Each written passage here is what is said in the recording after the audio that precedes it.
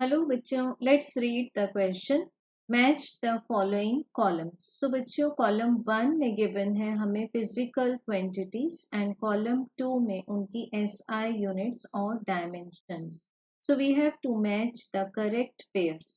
तो सबसे पहले चेक करेंगे एंट्री ए कॉलम 1 में, जो कि है स्ट्रेस। सो बच्चों, स्ट्रेस का बेसिक फॉर्मूला आता है the internal restoring force divided by area. So यहाँ पर हम लेंगे रेशियो को सिंपल फॉर्म में, फोर्स डिवाइडेड बाय एरिया।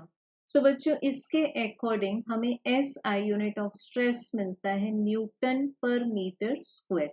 तो एक ही मैचिंग होती है एंट्री आर से कॉलम 2 में। अब चेक करेंगे इसके डायमेंशंस। सो फोर्स का डायमेंशनल फॉर्मूला है M L T minus two, and for area this is L square. तो हमें मिलेंगे स्ट्रेस के dimensions as M L minus one T minus two. So ये है एंट्री नंबर एस में column 2 में। तो ए के दो मैचिंग आते हैं R and S. Now we are checking for B. So बच्चों, बी कोएफिशिएंट ऑफ इलास्टिसिटी को हम लोग डिफाइन करते हैं हुक्स लॉ से, within elastic limit that any modulus of elasticity is the ratio of stress to the strain. अब strain तो unitless है as well as dimensionless, तो हमें जो मॉड्यूलस ऑफ इलास्टिसिटी के डायमेंशंस एंड एसआई यूनिट मिलेंगे वो same किसके जैसे रहेंगे, स्ट्रेस के जैसे। अब स्ट्रेस की यूनिट निकाल चुके हैं हम, न्यूटन पर metre square, and dimensions M L minus one T minus two. तो हमें बी के आंसर्स भी मिलते हैं आर एंड एस के फॉर्म में। Now we are checking for entry number C, which is work. Work means any type of energy, equivalent होगा energy equivalent. तो हमें वर्क के लिए बेसिक फॉर्मूला मिलता है फोर्स मल्टीप्लाइड बाय डिस्प्लेसमेंट।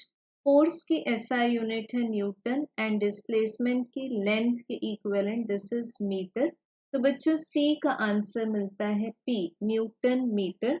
अब इसके डायमेंशंस फाइंड करेंगे। फोर्स के लिए m1 l1 t minus 2, and for displacement only L1.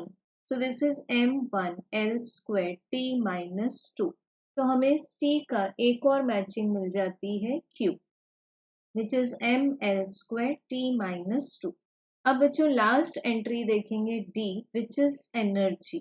So as we know, work is equivalent to any type of energy released or absorbed. So energy के लिए भी हमें same matching मिलेगी, that for work, मतलब entry C के लिए जो मिले हैं, so they are also P and Q. तो अगर सीक्वेंस देखें, this is R S P Q. So बच्चों, करेक्ट आंसर मिलता है हमें ऑप्शन नंबर 4। Thank you.